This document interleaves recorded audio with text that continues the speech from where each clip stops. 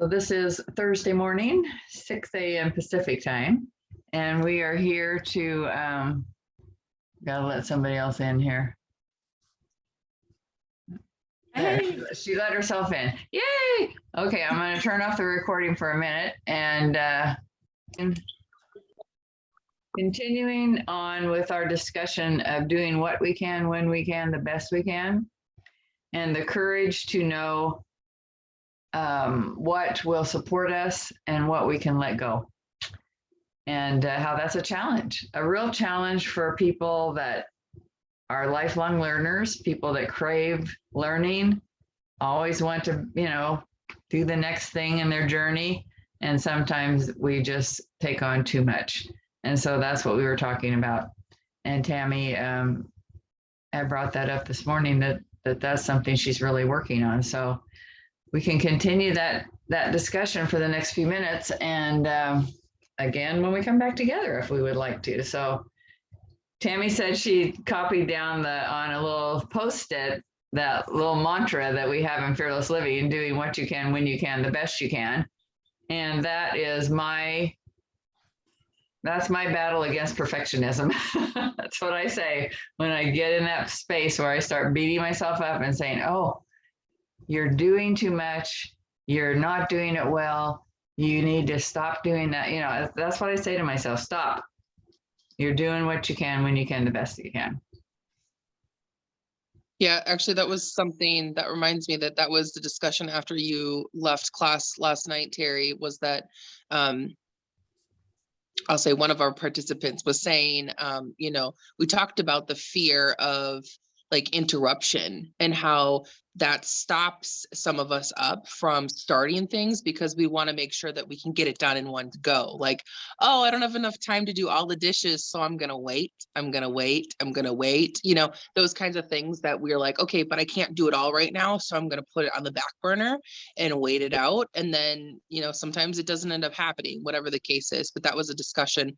And then that quote was brought up too, like, what if we did the best we could with the time we had and saw what it was and made progress versus, really looking for that perfection to complete something. So that's a big one. Yeah. Good stuff. I think we can definitely continue that conversation into the second part of this hour, because that is a sneaky piece of our fear that holds us back more than we recognize. Yeah, and I think for me, the fear of missing out is really a big deterrent to me in making choices of how to spend my time.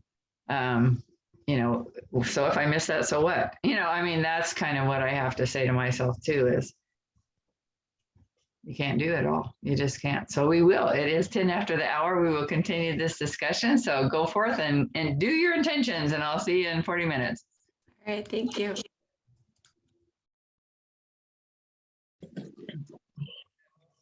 Start the recording and we can continue our discussion on doing what we can, when we can, the best we can, and how do we choose to make some informed and intentional decisions around what we do. Yeah, what we do.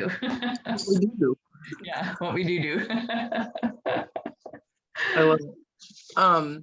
I was going to share, so something that I do pretty much every day right now is I open a journal that I've been writing in, but there are quotes from people in here. And one of them that I've highlighted and I've read multiple times, and I read again this morning, I was like, oh, that's what we were talking about. So this one is from Zig Ziglar. And it says, success means doing the best we can with what we have. Success is the doing. Okay, side note, I'm the type of person that I love words of affirmation and quotes and stuff, but when there is anything negative, I blank it out and I change it. So the next part of it does say, not the getting, in the trying, not the triumph. And I totally didn't even highlight that part in this quote. So success is the doing. Success is a personal standard, reaching for the highest that is in us, becoming all that we can be. That's by Zig Ziglar. Yeah. Zig Ziglar was a very famous motivational speaker back in the day. And probably the Tony Robbins before Tony Robbins. Right. Yeah. Yeah, that's great. That's great. It is. It's the doing in the present. Mm-hmm. It's And those great. Yeah. Go ahead. something that I have highlighted that I wrote down is, as I do my commitments, I get to be more aligned in my vision. Mm-hmm. Mm-hmm. And that's something I've been reading every day. So I put the date on my journal, and this is from January 3rd that I was writing notes about this.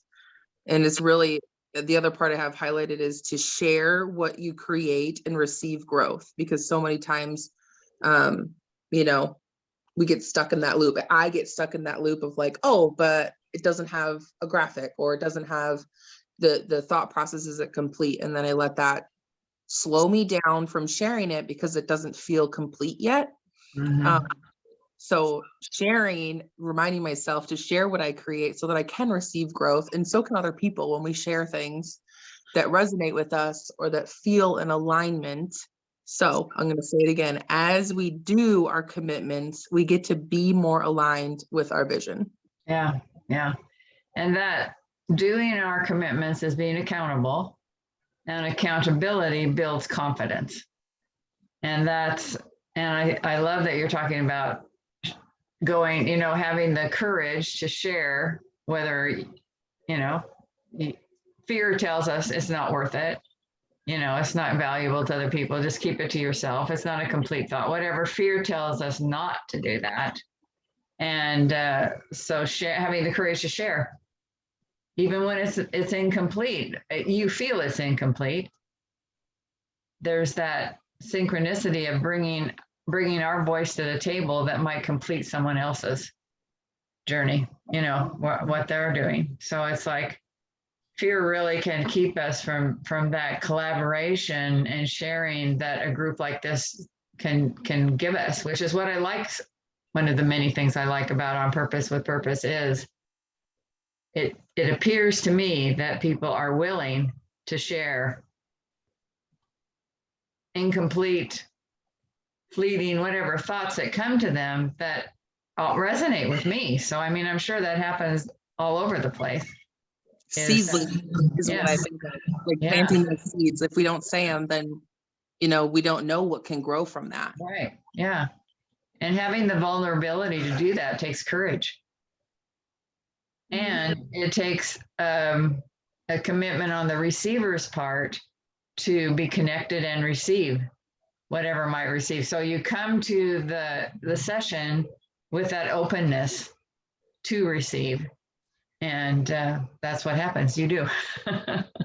Yeah. Yeah. Yeah. Yeah. I love that. I used to read a lot of Zig Ziglar stuff. In fact, I probably have a couple of his books here. Yeah. Couple copies. Yeah. And then who was the other one? It'll come to me later. Really famous positive thinker of the back in the day, that a lot of the modern, motivational gurus, got their start with some of these people that really started the movement. Yeah, that had the courage to start. Yeah, because it was not accepted early on. It was like, oh, that's woo-woo. Oh, that's weakness. Ooh, that's, Mm-hmm. And now, golly, I think that's one of the good things that's happened in our society. So willing to be vulnerable and open. I mean, if it could be universal, it would change the whole world, wouldn't it? Yeah. Yeah. Yeah. Well, for sure. I'm thinking I have this basically it's a weekly meeting.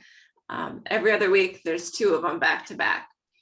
And I would love if there was that level of openness and the ability to be vulnerable, but there's too much fear embedded in some of it, because when we have gone there, there's some vindictive behavior that happens. And there's I think there's just, people are insecure and they're scared. And it's just darn it, because we could have such a productive conversation.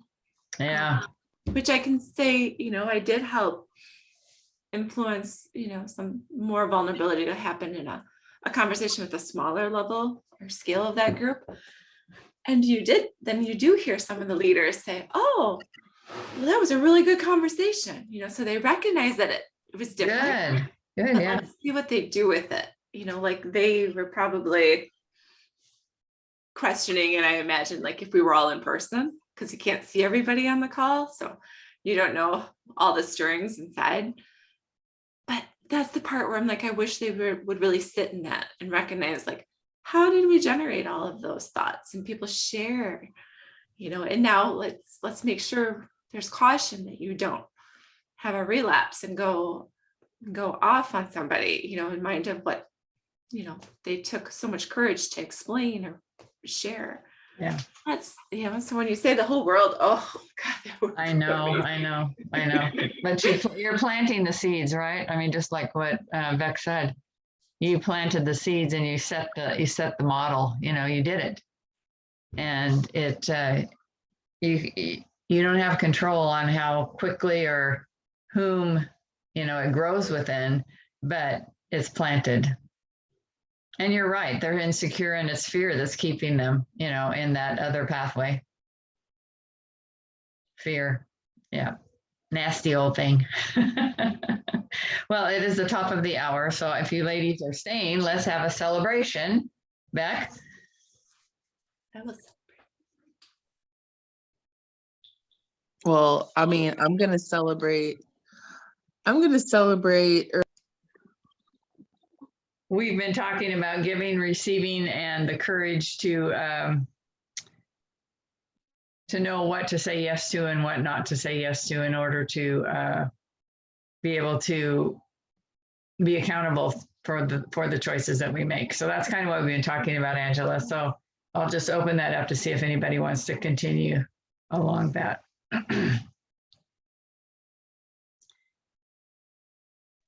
I like that you brought up the personal responsibility piece, because it really is a choice, right? Like when we decide, right, we get to choose if we're going to continue to take action on a specific project or have conversations with the same people and the same conversations with the same people, and the courage to change things up. And that is a personal accountability. It's personal responsibility because it is a choice. Mm-hmm. Mm-hmm.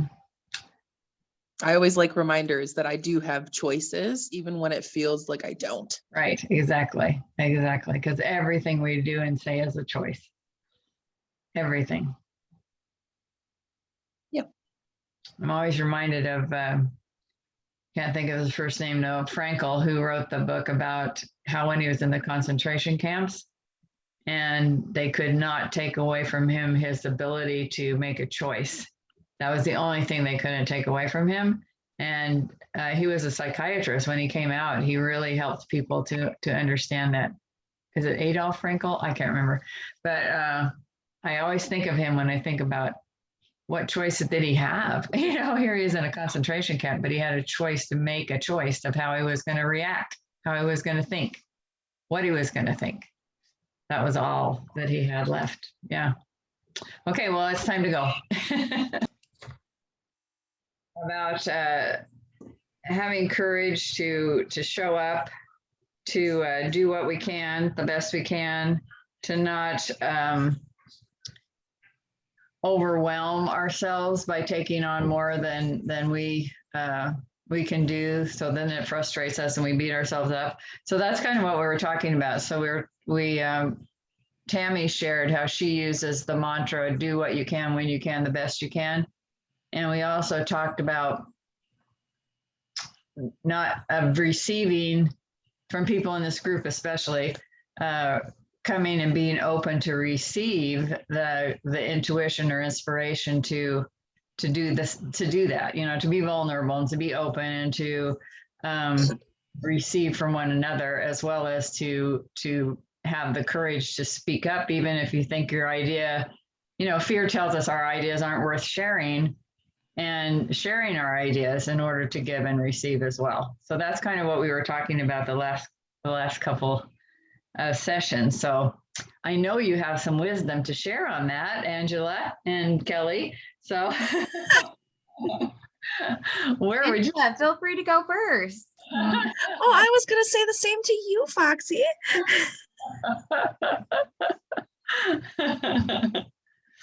Well, I think it always takes courage to speak up and to admit that you need help or want help.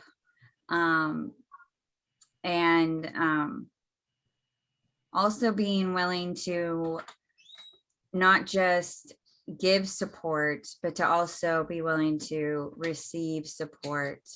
So I know for me, it's a lot easier for me to be there for others than to ask others to be there for me, because I hold myself to this standard or whatever, like, because I'm a coach, I know how to work through my own issues or whatnot. But we all need support. You're a coach. You should just be perfect, right? Yeah. So yeah, so just, giving myself compassion and reaching out and being vulnerable, and asking for support is definitely courageous and and fearless. Yeah. Well, I know we talked about, I think it was Beck talked about how she was sometimes afraid to share something because it was, in her mind, it wasn't a perfect idea, or it wasn't, worth sharing.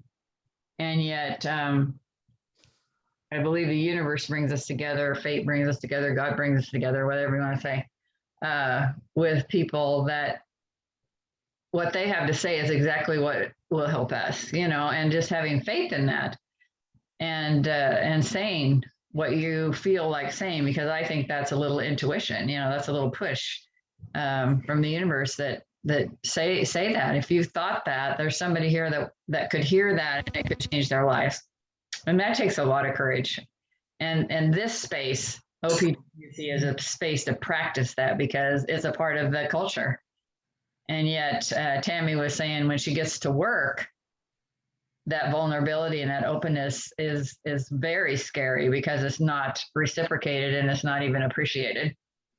So the courage to set the model is oftentimes the most courageous act you can do, knowing that you could plant a seed, as Becky says, you could plant a seed that could change the culture, but you may suffer some consequences of, that could make you feel like it was, not a good move to do that, if that makes sense.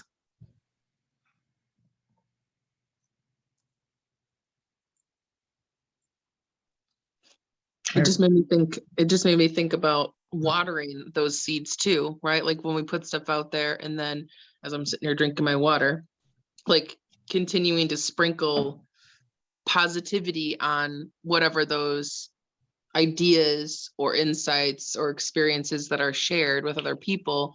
It is, watering them and continuing to trickle things around the intention. Yeah.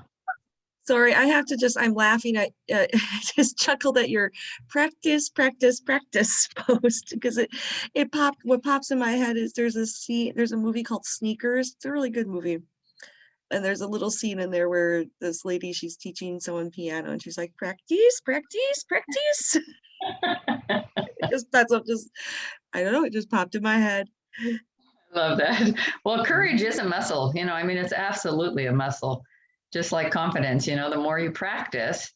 And so I just was thinking when you said that, Beck, about, planting the seed, it's interesting because at this point in my life, I get to have some influence in a variety of organizations, and places. And some places I'm much more likely to be vulnerable and plant the seed than others. And so taking the courage to do it in a wider forum, like in city council, when I got on city council, I told them when I was sworn in that I would never make a decision that I didn't pray about.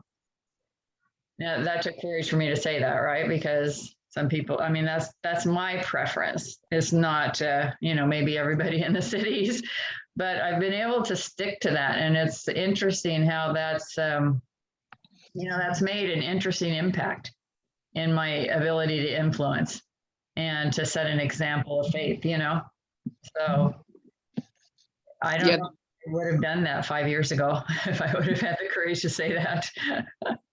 Yeah, and that's part of your values, right? Like being able to stay in alignment with saying yes to city council, and also being true to yourself and having that integrity to know like that's the truth and it's true for you, and it doesn't have to be for everyone else. It is what you are bringing, and I love that, having the courage to do that. Yeah. It's been a great place for me to practice. practice. That's right. Life is a rehearsal. Like every single day is practicing. Yeah. So showing up to rehearse and practice and not be fake, but to practice what we're learning and to practice being more of who we are is it definitely takes courage and vulnerability. Yeah, I had a thought when you said about its rehearsal, because doing a play, sometimes going to rehearsal is not fun. It's like Repetition. you just like, I just want to do the play already, but if you tried to do the play without all of the practice, the play wouldn't go very well.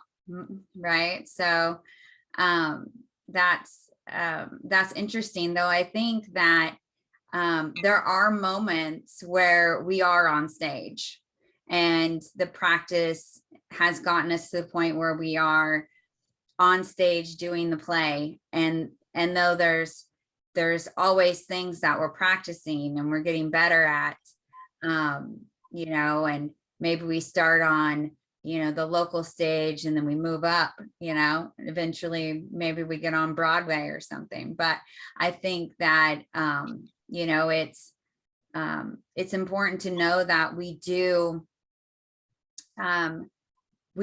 get well at things enough to stand on the stage and perform them, even though we are still practicing other things, and we may not be ready to get on stage for those, but there are things that we are ready to get on stage for. Yeah, and getting on the stage, Beck said this morning about getting on the stage when you're still, spirit is still telling you you're not ready. Because I mean, every time I go on the stage, I'm so nervous thinking I'm not prepared enough. And then you do it anyway. And that takes great courage. Yeah. Well, thank you, ladies, for being here and sharing. Our hour is up. So I hope your intentions for the rest of the day come to fruition, and maybe I'll see you again on someone else's action hour today. Have a beautiful day, everybody. Bye.